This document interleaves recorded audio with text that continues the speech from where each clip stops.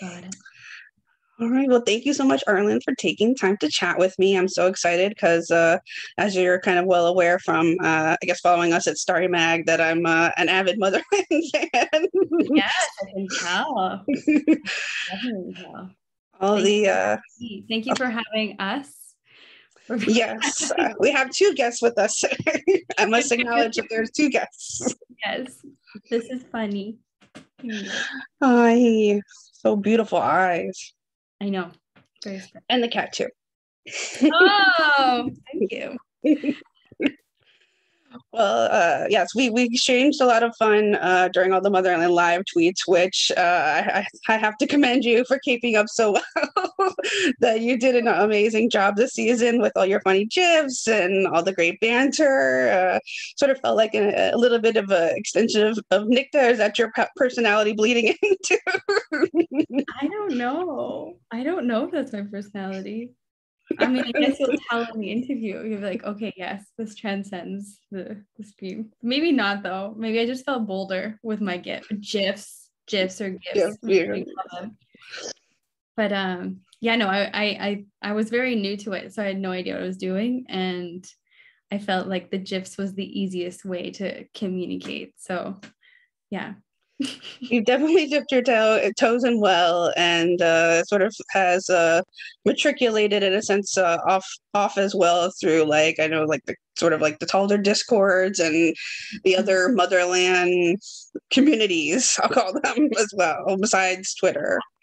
Yeah, I have no idea where they all are, but wherever they are, I send them all love and cat hair. So yeah. A blessing. Well, from the very beginning of the season, we kind of followed these clues and flashes through this intertwining story from Nikta's history, between her history and, of course, Tally's Biddy visions that really kind of started it all. But I don't know if this is part of the backstory or not, but was this specifically Tally becoming a Biddy, and then this connection to Alder sort of this catalyst to Nikta's plans, or was this something that you think might like have been in existence that she was planning all along, and maybe this might have been biding her time in a sense? Well, from my knowledge and from like what we prepared, Nikta had no idea that Tally had been biddied. And so those visions are purely Tally getting Alder's memories. But the moment that Tally kind of stops that biddy from, I guess, that connection that was pulling Alder apart, that's when Nikta's like, oh, hi, I see you. Because it takes a very powerful witch to be able to see through that kind of magic. So I feel like, have I lost you? No, you're still there. You're still there. That's the moment when I guess Nikta is like, okay, this is someone I want to connect with. Because that whole biddy process, getting that biddy in to become one of the Alder biddies was like a long game. That was a really intense plan, because you have to be selected to be able to be a biddy. So it was a very, very intense and calculated plan to get that biddy in place to do that torture magic. And then when Tally kind of ends the game, I guess it kind of it changes Nikta's plans and accelerates them, fast tracks them in a way that I think Nikta's excited for. So very intrigued by Tally for sure. Yeah, Nikta is somebody who kind of is really great, amazingly great, shrewd and smart on her feet, and knows how to adapt very well. And obviously there's a long history for her to have that abilities to do that and develop all that. Like you said, it takes a powerful witch to have this biddyism, but it also takes quite a powerful witch to put those things in place just as much. Yeah, absolutely. Absolutely. But we also got to see these amazing gray and varied colored. I would call them a scale, obviously, between Nicta and this sort of like tenderness that we see develop also between her and Tally, and of course a lot of the Hannibal Lecter menacing moments too ish. That sort of really kind of interplays so well this season. Where one moment, she's kind of flirty, and another moment she's a little bit like cryptic and sinister.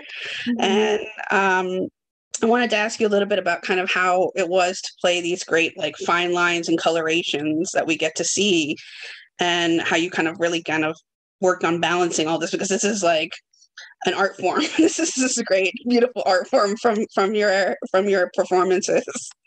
Oh, well, I feel like I love Nicta myself. So I have a lot of care for her. And when I built her, I like to write a lot of backstory for the characters that I play. And I don't think that people are just evil or angry or frustrated for no reason. I usually think that there's a lot of history there. So I think that Nicta really sees herself in Tally. And but Tally has probably had a different kind of like upbringing that Nicta has. And so to face the betrayal, or to see these kind of like guess like not so rosy-eyed versions of Alder, I don't think breaks Tally in the same way it broke Nicta. And Nicta's like thirst for vengeance, I don't think comes from having a well-supported family experience, and also what that power holds. Because to be able to have people kill themselves is not a simple power to discover. And yeah, I'm sorry, I'm losing track of your question. But yeah, I mean, I was just saying kind of like how it was for you kind of constructing these like scale and colorations and things that we've seen from you, and that great balance in your portrayal. Yes, thank you. So Nicta's not heartless. I don't think Nicta's heartless at all. And actually, I think Nicta cares very, very deeply, but is also kind of stuck in this place of vengeance. Tally is such a different energy. I think it's just so pure, and Tally really believes in people no matter who they are.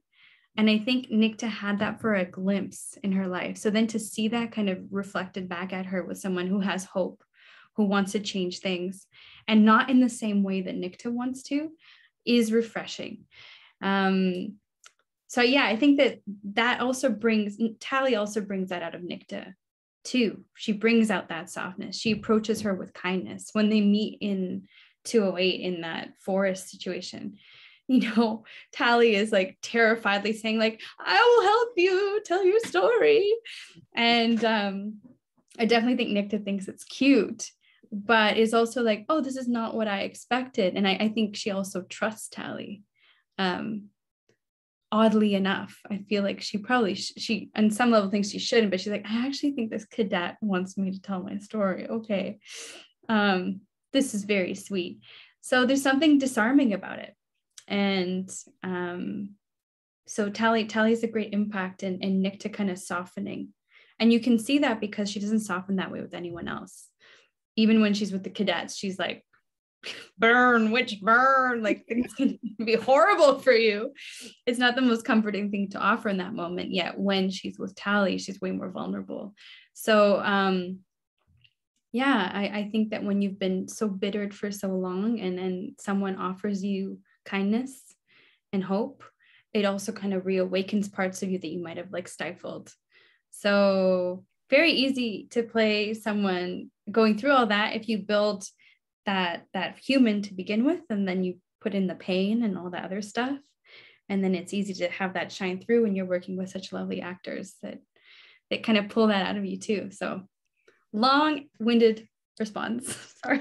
But it's true. It's true. I mean, we see Tally obviously as this great pure heart, and especially in season one, like she's obviously developed as like this person who is with her mom, and she's like very rosy eyed, like we talk about, and very good natured and pure.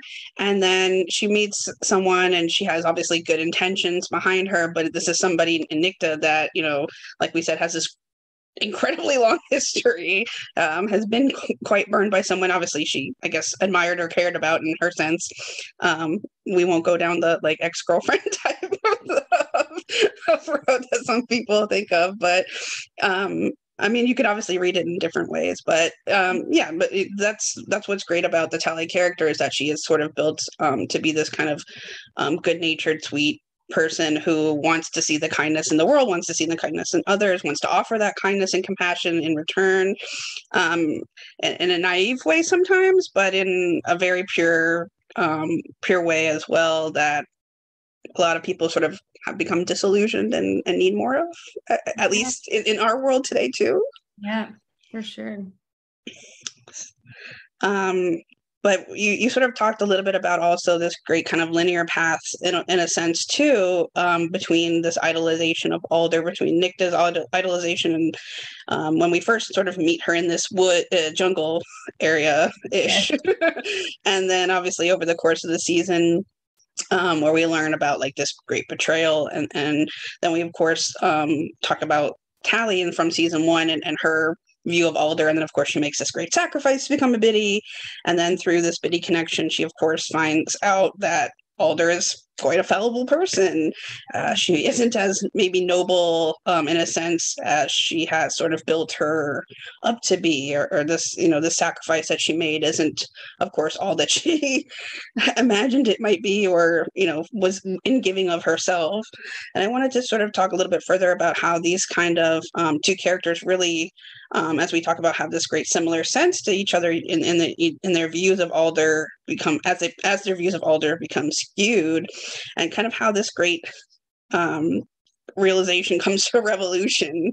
And you talk about at the end of 210, and Nikta's like, you know, this isn't this what you wanted? And she's like, death, destruction, what? And she's like, no, revolution, hello. And then Tally's kind of like, did not think about that. Did not come to that. Oh, well, I know that's a big thing to chew. I mean, how can I tackle this? I feel like, yeah, they both at some point not only believed in Alder, but they also believed in the army. And these betrayals that happen to both of them make them kind of look at the army and Alder as like maybe not the most perfect system. For Nikta, seeing those Liberian soldiers who had previously been enslaved being like, we don't want to now be forced to conscribe and go into this new form of slavery, then be killed by Alder. I think for Nikta's just like, wow, what side of this war am I on? Maybe I should be also fighting for the freedom to just live your life and not have to be war meat at the age of 18, or like or conscribed to that potential end. So I think Nikta's always wanted revolution, but the approach to revolution was through vengeance. And I think with Tally, I don't think she necessarily knows that the revolution is the end goal, but it's that following a path that is led by truth is way more meaningful. I mean, this is obviously my interpretation as Harlan. But creating a system built on lies and secrets and stuff like that isn't pure. It isn't Tally, and maybe that path is revolution. I think that for Tally, the idea that we're killing each other, that we're now at this place where like it's kind of chicken and egg as to like, did Alder create the spree create, like, where did we get to at this point? And we're not actually seeing this huge enemy that's coming for all witches, and to what extent it has grown to. I think for Tally, it's very clear, like, we need to come together. And I think maybe that's Tally's version of revolution. And Nicta's version of revolution is now coming also to that same place in a way, being able to let go a bit of all that anger. I mean, I'm very curious to see if in season 3, Alder and Nicta meet again and what that would be, because they've both shifted and grown and changed in different ways. Yeah, I don't know if that answers your question in terms of those parallels and like what it means to come to this place of revolution. Well, it sort of feels also, a lot of the season to me also felt very, very present in the sense of, for us, in at least here, in our global aspect, and especially here also in America. And then obviously the show is centered around America as well. We had a lot of things, like there was the witch plague, and we have COVID, we have testing centers and kids in cages, and we have all sorts of different sprouting factions that I'm not going to go into here, but it certainly felt very relevant. And then as we continue to talk about like our view of our own governments and the view of the people who do lead us, and what do we want, and what does this mean for our country and our fellow men, and how do we achieve that, and how do we take care of each other when your neighbor isn't always on the same page, all those good things wrapped up in one, to make it all feel relevant, even though it's obviously a different time in the series. Or if your neighbor sees you as human, because I think a lot of there's this kind of, I've thought about it a lot when, having to connect to the idea of the spree. And in this world, humans just accept that witches fight their wars, and that witches are then soldiers, and soldier, that meaning of soldier means that, oh yeah, you could die for us type thing, but humans don't do that. So there's this kind of like 2-class system. These people can die, and that's what their lives are set up for, a potential of that, whereas these people shouldn't. And so I think it's not obviously, I don't know, I mean, we do have witches in our world in another way, but that kind of breakdown makes it so that witches don't have the same choices as humans do, and they don't have the same freedom. And like Willa, as an example, someone who just wanted to be a mom, just wanted to be able to be with her kid, or be part of her kid's life in some way, was constantly at war. And it's not every witch's choice to be in the army. I'm sure some people are there, but like there's a system that's made witches believe that this is my destiny. This is what I do when I become 18 years old. I just become a war hero. But there's also more to life than just fighting wars too. There's also living them, and that's what only humans get to do in this world of Motherland Fort Salem. Yes, and that great reminder sort of is ever present, in the sense that when Petra tells also Alder, like, don't forget you're human. We have to remind each other, don't forget that each of us are human. Yeah, exactly. So again, more relevance. The way that it's like super layered and so smartly crafted inside the series, and we have so many messages that just are keys to how we all feel today, as we do within watching the show. Absolutely. Well, speaking of keys and clues, we get these great moments from Nicta and Scylla as well, who is a member of the Spree, or has been a member of the Spree, where we get these great, turn of phrases like find something to live for, and the last shall be the first, as Nicta says at the end, the last shall be the first. So with these great cryptic comments, they obviously always feel like teases, when they sort of also still come full circle too. We got to see Willa, where she's always like, like there's things to live for and there's things that you can die for. And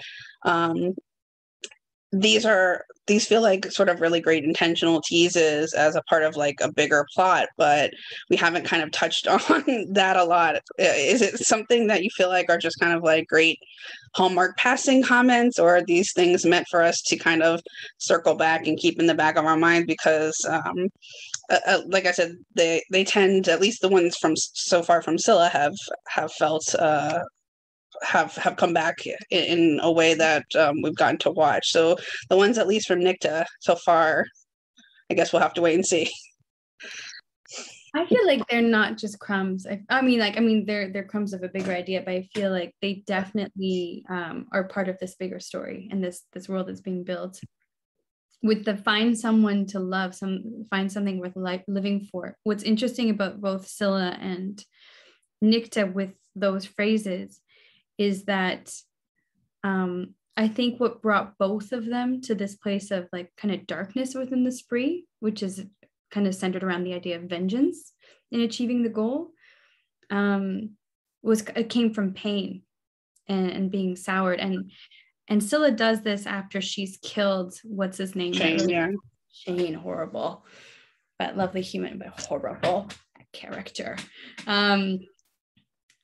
And she's just killed someone that obviously is going to break the heart of his wife. And I think she's trying to say to him, let's try to say to her, like, don't let this fuel you. Don't let anger and hatred fuel you, because Scylla's lived that. And I think at this point has experienced remorse. And when Nicta says to Tally, find something to love, I think it's kind of a similar thing, because Nicta didn't find something to love and then drowned in her anger and frustration, which brought her to these more torturous moments with Alder and the more violent layers of the spree. Whereas find purpose, because that will give you, like, anger as a purpose isn't the right place to be in. That, I think that's what they're saying. And then the last shall be the first, witches have been the last. And now it's our time to shine. Like, now we're going to reclaim our place in this world. So I think those are my interpretations of it. I also know that that line was also kind of thrown at me when we were filming the scene as an alternate. So I wasn't going to say that line, and then it was added in after, being like, okay, you're going to say that line. And I was like, what is this? Where is this coming from? And it's actually from a biblical verse. But I was like, I am in the moment, so I must interpret it however I will. So I did it. I saw it in that way, in that, like, we have been last, and now it's our chance to be the first. We have been also demonized. Now we can take our space as humans. So yeah, those are my interpretations.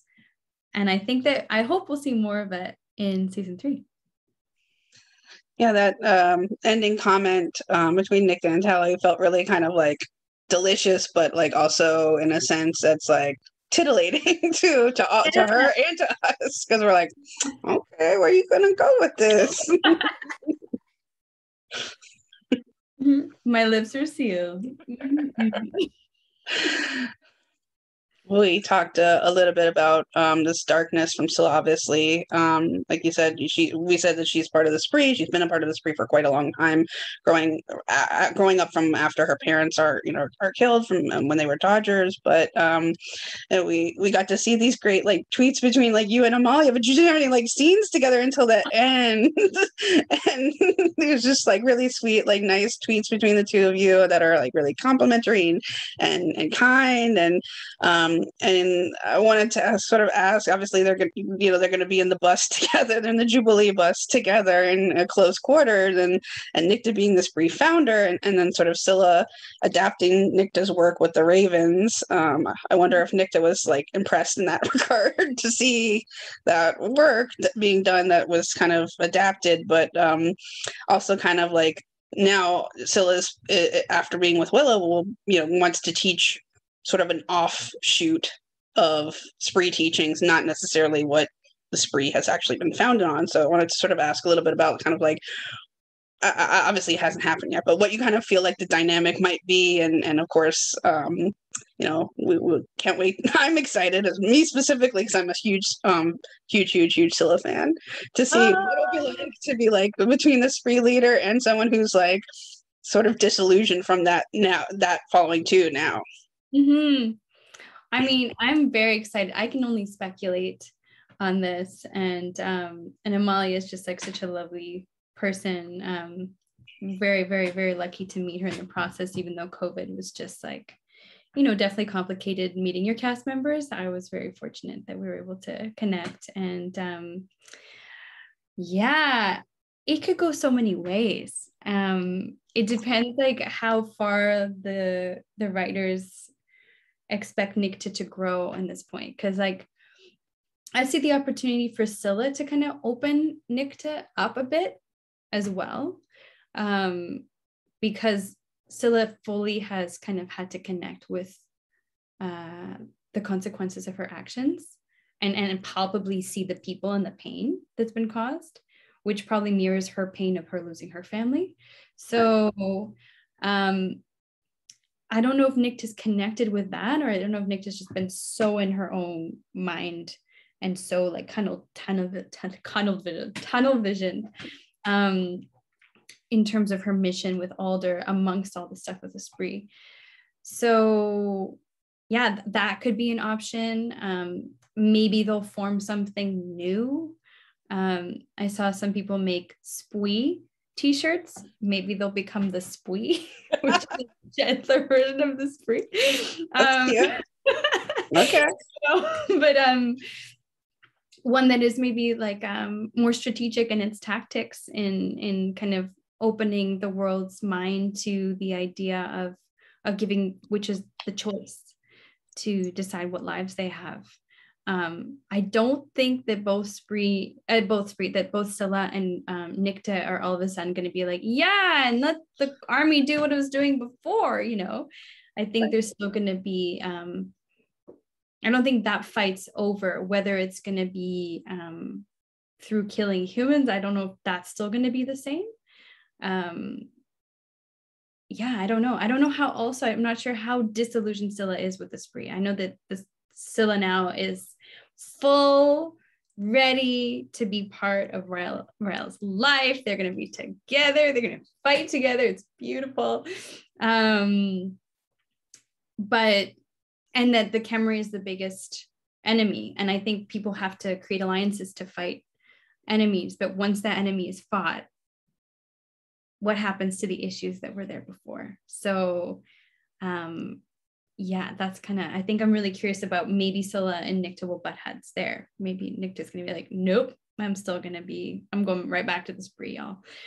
So yeah, it depends on what growth they want for Nicte in season 3, and also if they're writing things as a finale 3 season, or if they're hoping to write it as a continued series. Yeah, yes.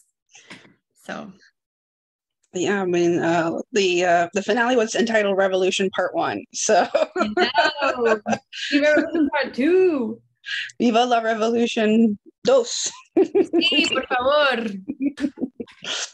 Yeah, I'm excited because they both will seemingly sort of like butt heads, but also I feel like might balance each other well too, because they have their own, like you said, they have their own darkness, but but Scylla has had the opportunity to, like you talked about, go to the vigils and see and have this great redemption and things like that. And, Nicte has finished, hopefully has finished the revenge portion of the plan of things with Alder. But I mean, I don't know. I mean, there were some looks at the end. I don't know what's what the end game long game might be. But yeah, I'm looking towards to seeing in season 3, hopefully some snark, Me too. Some of the two of them sort of teaching each other, hopefully, because I mean, Scylla is a powerful witch. We don't even know like the extent of her powers in any sense. We obviously know she can do off-canon work, and that's off-canon work that Nicte had done, started and created herself too. So for these two powerful people to be in the same space, in a small space, and having to work towards a common, like you talk about, the common against the Camarilla. I don't know. We'll see, because I don't know if Nicte will be happy that she adapted her work, or if Nicte will be impressed. I hope. Yeah. I think she'll be down. I think the idea is like off-canon work is just like, and this is again my perspective, like it's a lot of the work that witches are born with innately, and that you start to master control. In the army, you're there's like certain elements of it's all been off canon. It was not always canon. Canon is like what it has been, the teachings for forever and ever. Yeah. Behind the army, they're like, okay, let's make this canon because most witches can do this, and let's make this canon and stuff. But all the off-canon work can become canon. Like when Nicte shows Alder her work, she's like, could it be canon? And then Alder's like, we'd have to work on it. We have to see. But same with Rael. That work is not canon, but Alder's looking to make it canon. So canon is kind of arbitrary. It's up to the army to decide whether it's canon or not. I think that off-canon work is probably there's more space for creativity. And the worry is that it might be used to manipulate people or hurt people, because they're powers. They're all very powerful beings. So, put those in the wrong hands. Danger Town. But yeah. But I'm excited, so I'm hopefully we're gonna get to see obviously more work between you and Malia then, being in the bus. Mm-hmm. I love her. She's just a good, kind-hearted person who has all the best sweet bones in her body. Very sweet bones. Yeah. I don't know how I describe that if somebody, but she just has such sweet bones. When I see her, I'll let her know that she's got sweet bones. And, I'll tweet you her response. Thank you. Well, speaking of sweet bones and segueing back to what is segue? Okay. Jessica is someone who you did have more time to work with, who also is, of course, extremely sweet, very, very lovely, very charismatic, and we got to see more of this great, when we talked about this great kind of rapport and sort of tete-a-tete as well between Tally and Nicte as well. And I wanted to talk a little bit about, obviously through COVID as well, getting to work with her and this great energy, and sense that you two really kind of developed so beautifully, that really charged a lot of the season too. It felt very electric in certain moments, but it also, like we talked about, felt a little bit of this compassion within these moments that sort of felt like they were so palpable in the same sense. Well, Jess is just I think connects with people very easily because of how open and warm she is, and that's so key. I think that having that foundation is so key when you're working with an actor, to be able to be oh, I feel totally comfortable with you. Yeah, you want to do that weird thing, I'm on board for it. Let's play. So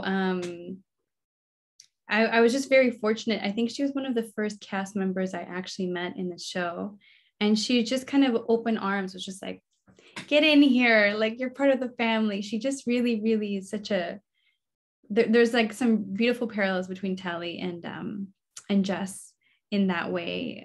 You see how Tally really takes Penelope under her wing. Jess really does, I feel with everyone. And so starting that foundation there, and then being met with this actor who is just who cares so deeply about the work that she does and honoring the characters that she plays. She comes to the plate with so much energy and integrity. And I feel every time we got to do a scene, we just got to deepen it and deepen it and deepen it and deepen it. And it's such a treat. It was just such a treat to work with her. And I don't know how things are going to play out in season 3, if we're going to be as connected now that the whole crew, there's so many people to connect with now. And I do feel Tally's a bit of a Nicte protector, because Tally is the one that's she's coming. My life for her. We gotta bring her on. Also, my life for her is no big deal. Yeah, for sure.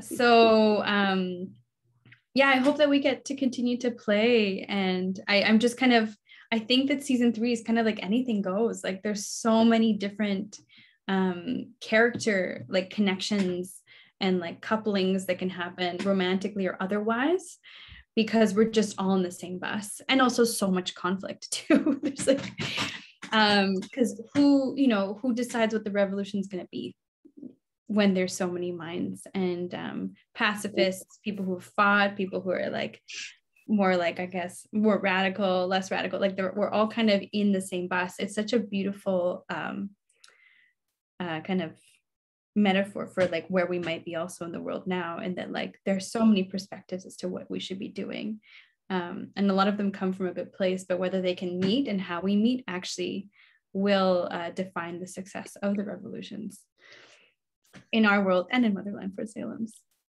Yes, I mean, they got all the couples together. You got Rayla on the bus, you got Abigail on the bus, and then like everybody else is like, just got to sit there through the couples. I know, all these third wheels, fourth wheels, five. Like, get the wheels on the bus are gonna go round and round. I know. The song over and over again. Yeah, maybe Nick will have some snarky like stop like lines just to be like, okay, now back on track. But yeah, I guess I was answering what it was to work with Jess. Was that my question? Yeah, this great energy, this great electric and palpable kind of energy that you two really developed with each other in these great scenes that we got to watch with you. Mm-hmm. No, just, I don't know, you're just really lucky when this whole cast is so talented and so generous and excited to be there, and they care all about their characters so much. So when you get to play, when everyone's just like so invested in who they're playing, it's kind of like you just don't have to act. You're just living off of the people around you. And yeah, I got a taste of that when we did the whole bus scene, and I'm excited for more in season 3. Yeah.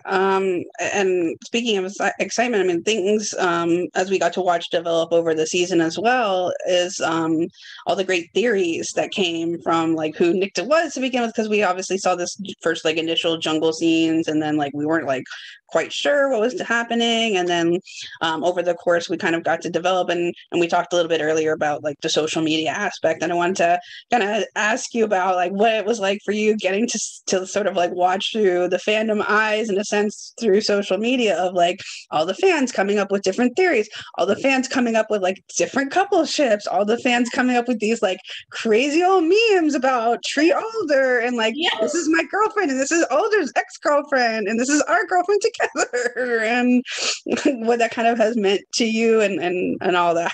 Oh my God.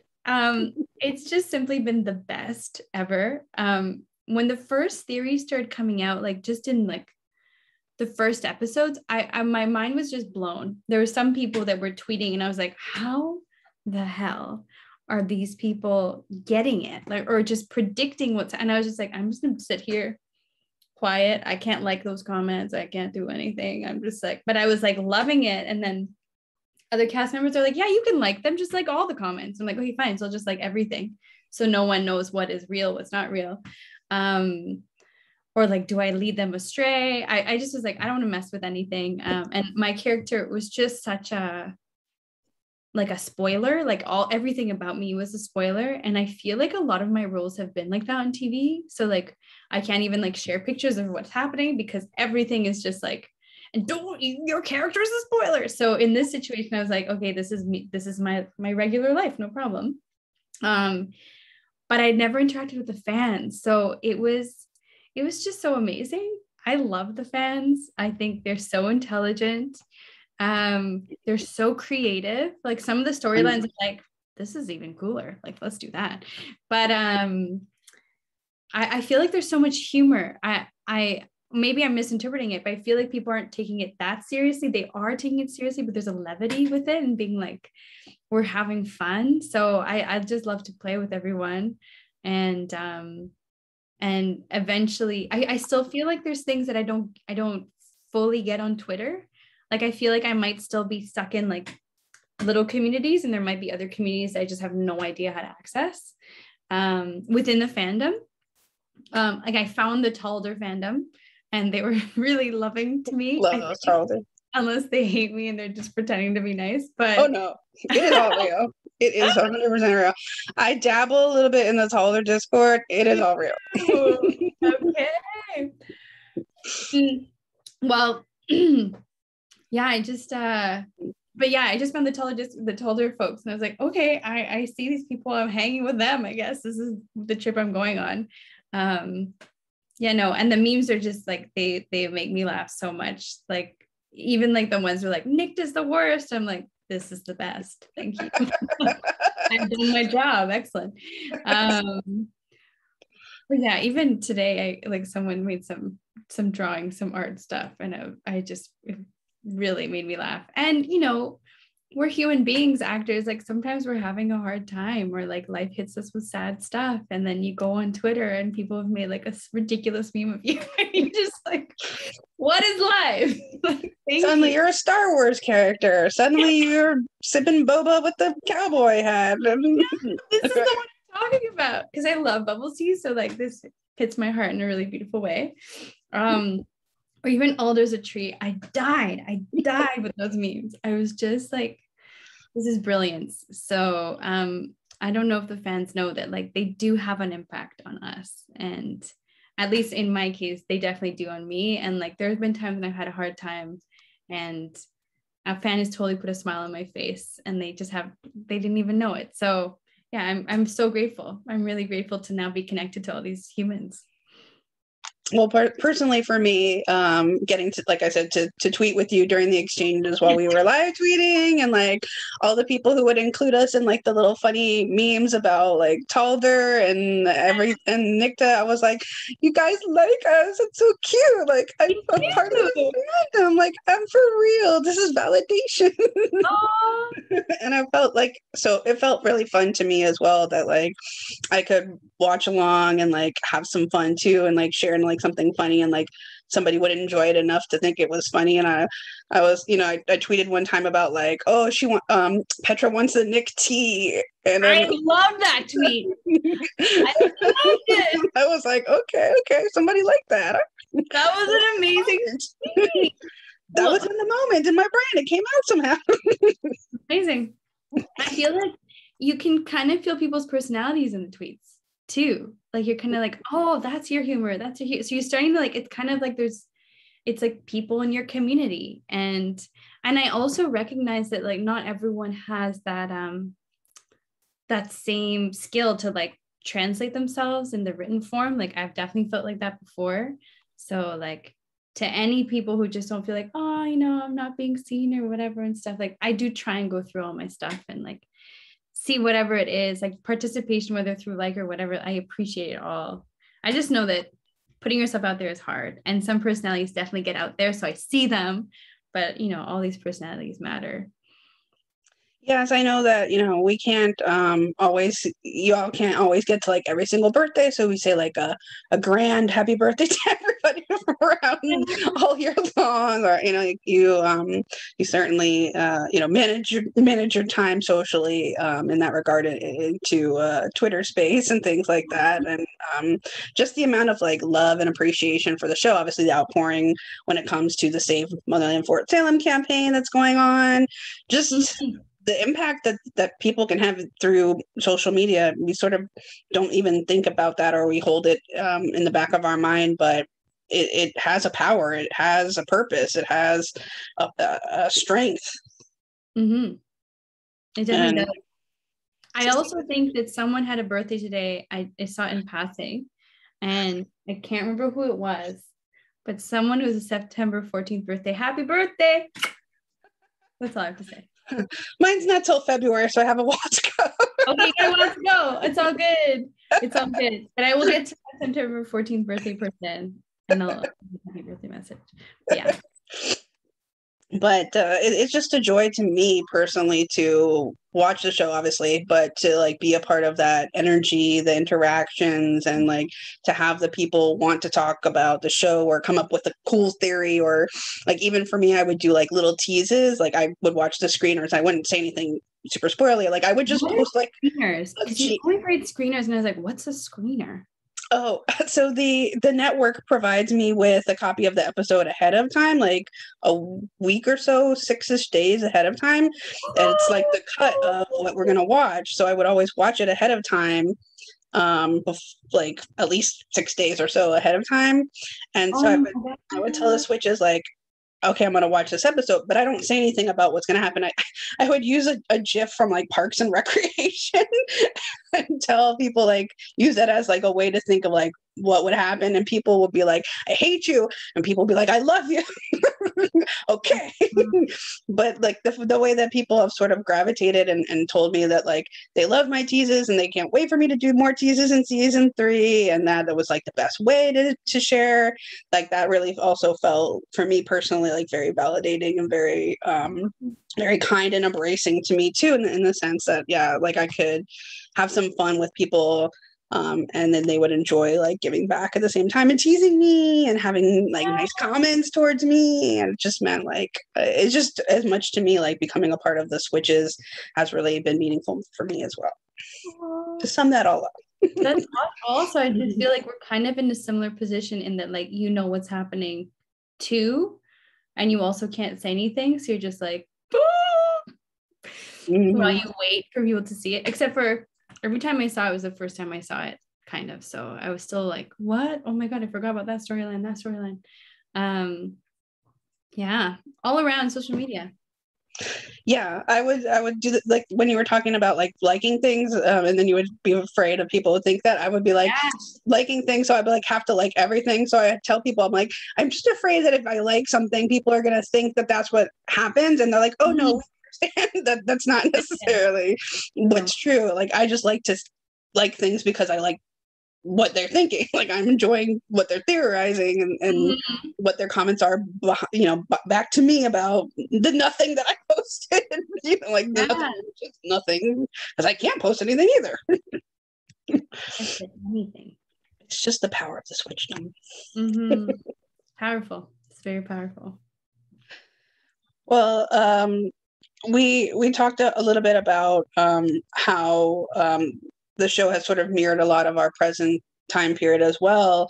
And there's this great moment in the fact when they're going to go question Nicta about they want to question Nicta with the president and the vice president are there, and then Nicta comes to say like, like we've been killing people like one for each person who's like died, or each witch who's died, and they're like, is that really the math? And they're like, yeah, that's actually the math. How do you not know that that's the math? So it's interesting to see that part, and again how the relevance kind of comes full circle for us in that regard. But we also get this like Spartacus moment in a sense as well, obviously, through the my life for her life moment. And I wanted to talk a little bit about how we saw sort of again these great like kind of linear things where there's a Jonas sacrifices himself, and the other spree agent sacrifices herself for Nicta's vengeance against Alder. And sort of like these two sacrificial or 3-ish sacrificial moments that we get to see, and on behalf of, I guess, Nicta, whether we call it for, like Tally can be kind of seen in that regard as well. And I wanted to sort of talk about how these kind of moments, do they add up to like Nicta's like kind of part of her like scheme in a sense, or these sacrificial moments meant to be some sort of bigger signifier that we aren't maybe aware of on screen or like in the backstory of it all? Well, the sacrifices for Alder, that was just like Nicta's plan 1 to get revenge. but also to dismantle the head of the ideology behind the army and the person who's kind of set up this whole conscription process, and who's also held that position for 300 years. And I think Nicta knows in some way that Alder's held that position because Alder doesn't really trust many people to hold that position. So to take Alder off of that spot is pretty key in dismantling the army. But when Nicta is supposed to be sacrificed or like killed, not sacrificed so much, or she's being killed. She's gonna be killed, yeah. She's getting killed. I think Nicta's prepared to die. And I think that Nicta was always prepared to die for the spree, in the same way that she wouldn't expect any spree person to sacrifice their lives for her. She would always sacrifice her life as well. So she was ready to die. And when Tally sacrifices herself, I think it's a sacrifice that Nicta was not expecting. Whereas the other ones were like planned, they were consulted, they were big talks, all that jazz. Like everyone knew what was going on, they consented to it. In this situation, like Nicta doesn't know what's happening, and Tally's kind of presenting Nicta with her humanity in a way, and also presenting Alder with her own humanity in that moment, in that gorgeous moment. And yeah, I think that's something not to be taken for granted by Nicta, but it also is just kind of like, shit, I was ready to be a martyr. This is gonna, spree. We're just gonna like go into flames, and like, they probably lose their shit if Nicta got killed. But now that's not the case. Nicta's kind of, Tally's been wedging these I don't know what to say, but she's been kind of putting these boulders in the paths of both Nicta and Alder in terms of what they were, by being like, no, like confront each other, confront the truth, own what you've done, and let's move from that place. And yeah, Nicta's been kind of like, when she gets captured, I think she's just like, I'm gonna dismantle Alder, and then I'm probably gonna die. That was the plan. And I trust that the rest of the spree people will continue to do the work that, they've all committed to do, and that they consent to do and want to do, regardless of my existence or not. Like she says in 209, you can't kill an idea. And that's what the spree is based on. So yeah, I don't think it's as like, ooh, this is a bigger plan. I think it was more kind of like, okay, Nicta's rolling with the punches. I'm gonna die now, great. But also Nicta isn't in the jail cell. You see that she's still vulnerable. Like there's a part of her, the fear comes out of being like, oh wow, I'm actually gonna die, because that's a scary thing to confront. Something that Jonas decided to do and like was fully ready to do. Some of the other spree agent also wanted to do, but it's different when you have to confront your own mortality, and also you don't know how you're going to get killed, and it's going to be this grand thing that everyone's going to observe. So Nicta is fearful for a moment, and then has to try and put a brave face on, and then is launched into the next roller coaster with Tally. So yeah, thank you, Tally. Yeah, I mean, we talked about Nicta's adaptability, but like Tally has a lot of her own as well that we see. There are these great little moments that we see between like Tally's obviously like relationship, like we talked about with like Penelope, but then also like it also comes back into like, now we see her reading this book, and then she finds the part about the the rite of proxy. Yes, thank you. My brain was like, not there yet. The rite of proxy, and then how, yeah, I mean, that ends up leading to her making this great bold move on Nicta's behalf. And could she have done that in season 1? Could she have had this kind of extra courage or emboldenedness within her without having to learn a little bit more? That wasn't the path that we were set before us in season 1, but in season 2, yeah, it was really great to watch Tally kind of have this great journey and learn more about herself, and this great humanity that is a bigger message, not just within her, but within Nicta, within Alder, and how it kind of matriculates down, and again, present time as well. So just my last question to kind of to summarize, or not even summarize, but just kind of put it like a little bit of a cap. But as we get ready towards season 3, start to film shortly here, and hopefully not the last season again. What you kind of really are most looking forward to when you return, and then kind of is there anyone that you really look forward to, like new dynamics that we sort of talked about as well, and seeing what kind of play that you'll get to have for the season. I feel like there's going to be a lot more snark, there's going to be a lot more sarcasm, there's going to be a lot more edginess, and like Nicta's just going to, like, she has the lighter, so she's going to turn up the heat. Yeah, she is going to turn up the heat. Well, I'm really excited to be reunited with the cast, and there's some friendships that I made there I just cherish very much. So, and we're all over the world, so being back in one place is going to be really nice. And just, being privileged to do the thing that, like, I dream to do, which is act, is like, I'm just so lucky to be able to do that. And so whenever I get those opportunities, I think I'm just looking forward to trying to be present in that and be like, yay, I'm doing this thing that I love. And I'm with such a beautiful team. Like the Motherland team is just really lovely. The crew, the people that work every day on that set, the drivers, like, I appreciate all of them. So to be back with all of them is going to be kind of number one. Being in nature again, on like unceded Tsleil-Waututh Musqueam Squamish Nation, also so-called Vancouver. There's just like such beautiful nature, and I feel really, really privileged to be able to be with it, in between being on set. And and the cast, they're all great.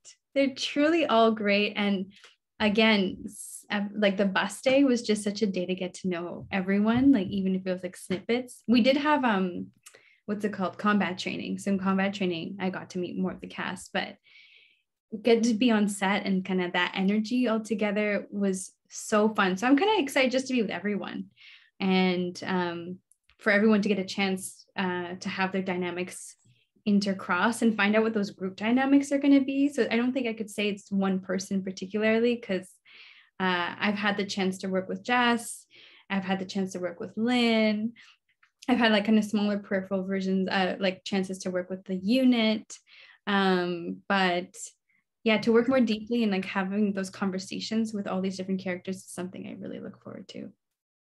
And you get Sandra in there, and you get Papa Collar, and you get like an extension of everybody. Yeah, Papa Collar. I would love to see Nicta's connection to Papa Collar. I wonder how they would get along. They would just be like, I feel like, do you want some tea? And Nicta would be like, yes. I don't know. But he's so lovely. Like, I don't know. Maybe he'd give her the love that she never received as a kid.